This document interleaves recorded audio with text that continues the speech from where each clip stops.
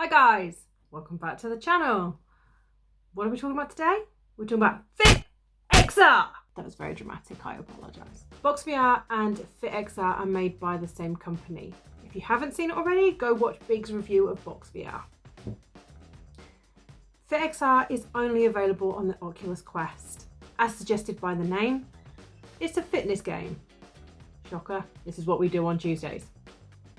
Previously Wednesdays. So I started off with the 7-day free trial, and in the trial you'll have to excuse me if there's things that are different when you're a subscriber. There are 3 different types of exercise that you can choose from. You have boxing, you have dance, and you have hits. You can also play multiplayer. That's where you set up your own room and you can invite your friends in and do an exercise class online. So boxing is very much like BoxVR. Dance, I didn't really think was very dancey. I thought it was more cardio exercise, more aerobic style movements. And obviously hits is that interval training, that high intensity interval training. I tried every single one of these exercise types a couple of times through just to get an idea for it. So I'll give you my thoughts on each. Boxing. What am I doing wrong? Somebody tell me what I'm doing wrong. I play BoxVR. It's done by the same people. Why is it so difficult? Tell me what I'm doing wrong. The dance workouts felt very aerobic based. Again, you sort of did a repetitive set of movements. So you would do one move followed by another move, and then you'd repeat them, generally with a little bit of rest in between. I enjoyed them. I was expecting more dance type moves, but that may have just been the ones that I was doing. There may be more workouts that do lend itself more to that dance type of movement. The HIIT workouts were very similar. You had set specific movements or exercises that you would do, and then you would have your specific amount of time on, rest time, repeat. There are different difficulties as well attached to each workout. So you can pick one if you're a learner, if you're intermediate, if it's more advanced. And therefore, as your fitness level gets higher, you can change your workout accordingly. My first impression when I logged in was of a lot of confusion.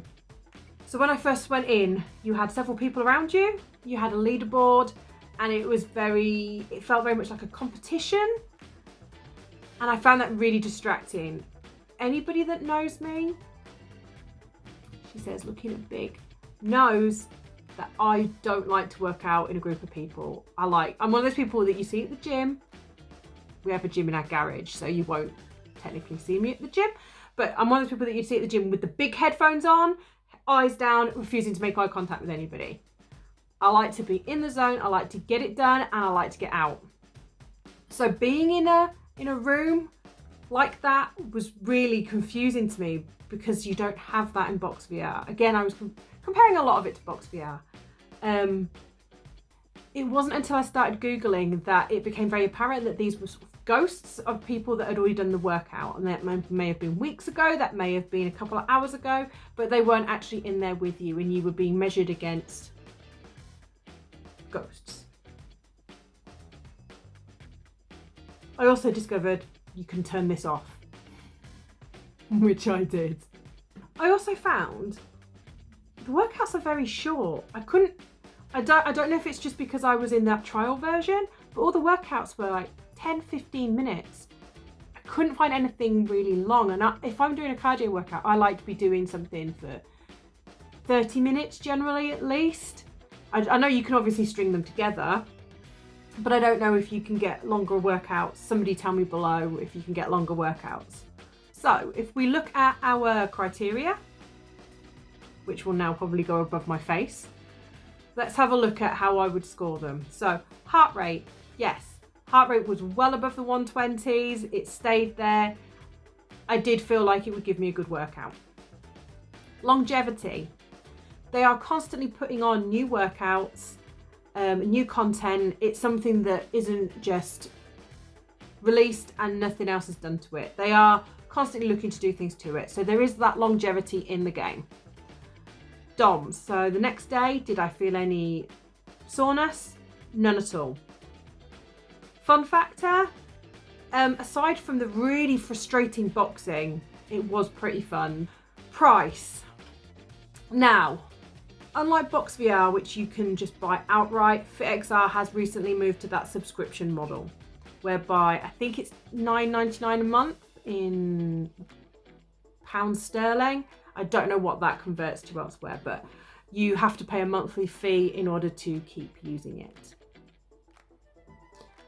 Now, do I think it's worth that? I can imagine that if you were going to use it as your sole way of working out and it was your daily workout, $9.99, great. You're going to get different workouts all the time. You're going to get updated. You're not going to get bored. I would say that the price isn't bad. It's cheaper than a gym membership. So overall, I didn't mind it. I thought it was good. I thought you get a lot of content. I won't, as I've said, I won't be something that I'll be carrying on paying for.